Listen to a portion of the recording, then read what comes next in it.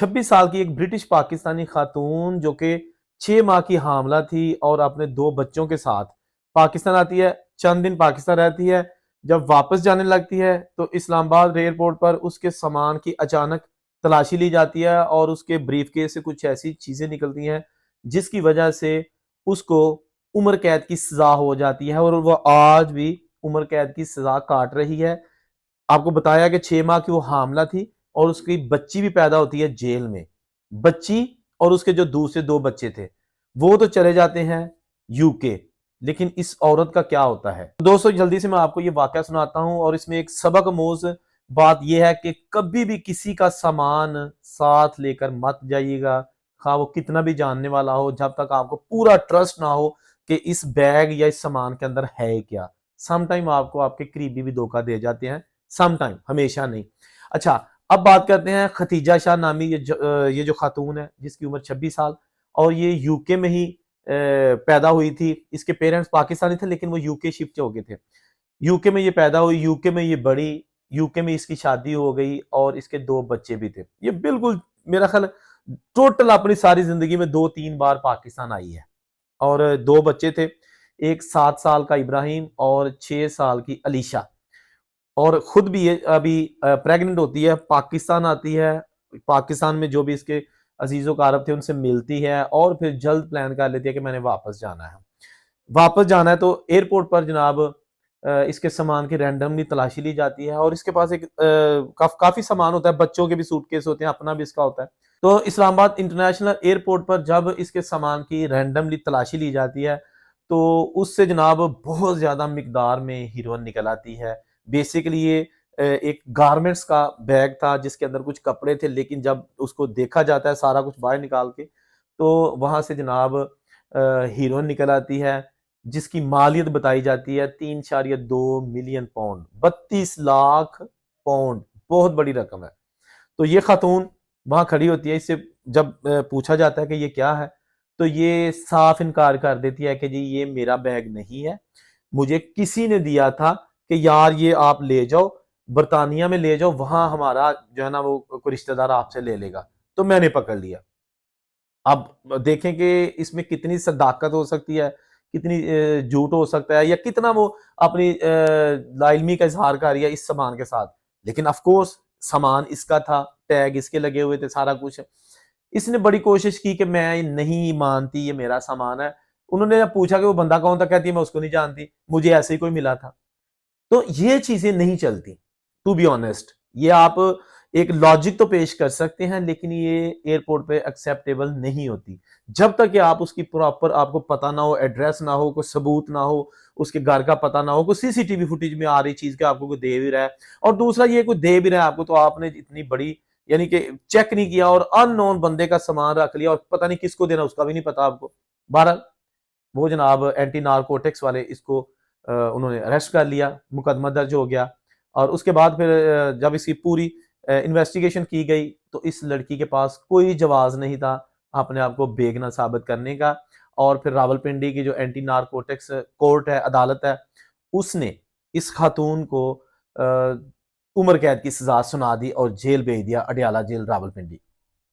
इस मौके पर जो बरतानिया की हुकूमत थी वो भी थोड़ी एक्शन में आई कि ताकि किसी तरह इस लड़की जो ब्रिटिश सिटीजन है, डोल नेशनल है, इसके साथ कोई ज्यादती ना हो जाए पाकिस्तान में।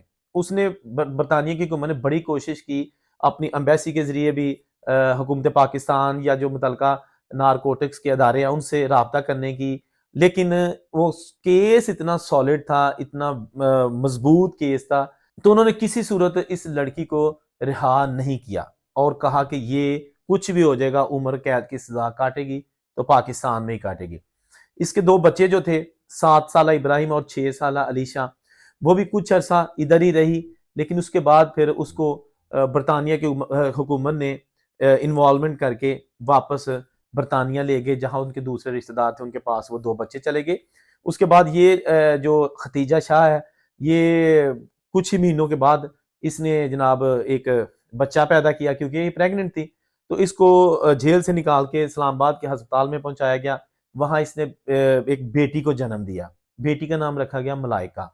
फिर ये खदीजा शाह जो भी इसका टाइम था हॉस्पिटल में वो गुजारा, जेल में आ गई, बच्ची इसके साथ ही 6 साल बच्ची इसके साथ रही है।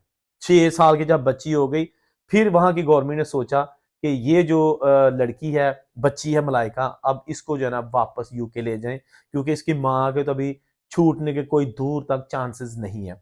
तो अभी जनाब मलाइका जो है ना उसको भी यूके की हुकूमत की इन्वॉल्वमेंट की जगह से मेटलैंड एक इलाका है यूके का, वहां पहुंचा दिया गया है।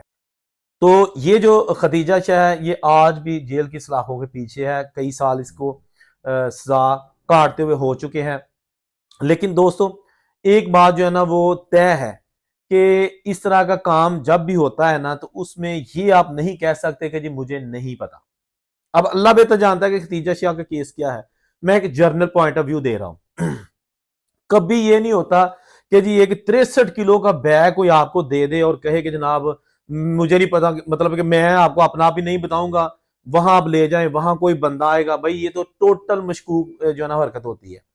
लेकिन अगर ये जैक लग जाए तो करोड़ों अरबों रुपया जो है ना वो एक फ्लाइट के जो सामान है ना वो लेके जब जाता है तो खैर खरीके से पहुंच जाता है तो करोड़ों अरबों रुपया हाथ आ जाता है। इतना ये मुनज्जम गैंग माफिया है इस वक्त काम कर रहा पूरी दुनिया में। पिछले कुछ साल पहले इस तरह का वाकया था कि उमरा पे कुछ फैमिली मेंबर्स गए थे, खवातीन और मर्द हजरात, उसमें खवातीन ज्यादा थी। तो जब वो जद्दा एयरपोर्ट पर उतरे थे तो उनके सामान से भी जो है ना वो इस तरह की जो ड्रग्स है ना वो निकल आई थी और उनको भी अरेस्ट कर लिया गया था।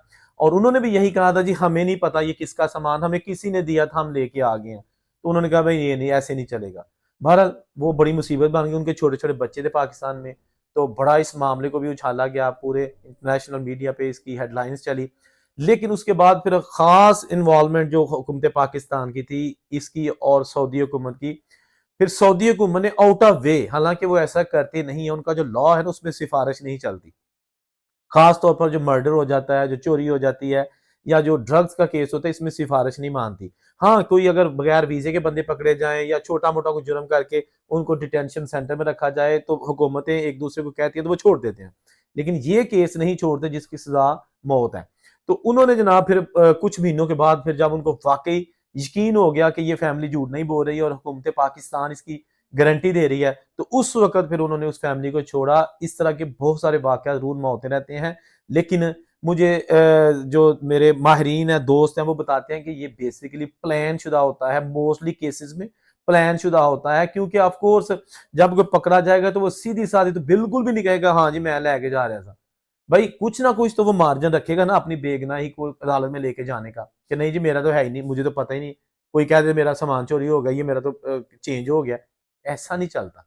तो खुदारा जब भी आप लोग जो ओवरसीज पाकिस्तानी है किसी भी कंट्री में रहते हैं तो ब्लाइंड ट्रस्ट मत कीजिएगा किसी पे। कोई कहता है कि मेरा सामान ले जाओ, ये ले जाओ, वो ले जाओ, ये मेडिसिन है, अनलेस कि आप उस बंदे को जानते हैं और उसके साथ साथ अगर आपको पता है कि इस सामान में क्या है, चेक कर लिया करें, वेरीफाई कर लिया करें। हो सकता है कि आपने मजमूम कासद के लिए आपको कोई इस्तेमाल कर रहा हो, आपका कोई तमाशा बनाना चाहता हो या आपको किसी मुसीबत में फंसाना चाहता हो।